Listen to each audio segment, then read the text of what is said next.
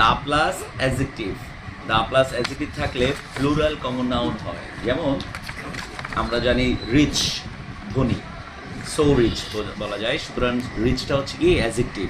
কিন্তু এই রিচের আগে যদি আমরা দা ইউজ করি তাহলে এটা কি হবে, প্লুরাল কমন নাউন হবে। তো প্লুরাল কমন নাউনের ভার্বগুলো কি হয়, প্লুরাল, ঠিক আছে, তার প্রোনাউনও কি হয়, প্লুরাল হয়, ঠিক আছে। সো যেমন the rich, the poor, the young, the idle, the pious, the unfed, এই শব্দগুলো প্লুরাল কমন নাউন অর্থে ব্যবহৃত হয়। তাছাড়াও কয়েকটা সকল দায়ের মানে প্রেপোজিশন, সকল অ্যাডজেক্টিভের পূর্বে যদি দা বসে প্লুরাল কমন নাউন হলেও তিনটা অ্যাডজেক্টিভ আসছে যেগুলোর আগে দা বসলে সিঙ্গুলার হতে পারে, প্লুরাল হতে পারে। যেমন দ্য ডিজিজড, মানে যেটাকে বলা হয় ডিসিজ পার্সন, মানে মৃত ব্যক্তি। তারপরে বোঝা যায় দ্য আন্ডারসাইন, নিম্ন স্বাক্ষরকারী। এবং অ্যাকিউজড, দ্য অ্যাকিউজড, তার মানে অভিযুক্ত ব্যক্তি, বুঝে গেছে। সো অ্যাকিউজড, আন্ডারসাইন, ডিসিজড বুঝালে তাদের পূর্বে দা বুঝাইলে সিঙ্গুলারও হতে পারে, প্লুরাল হতে পারে।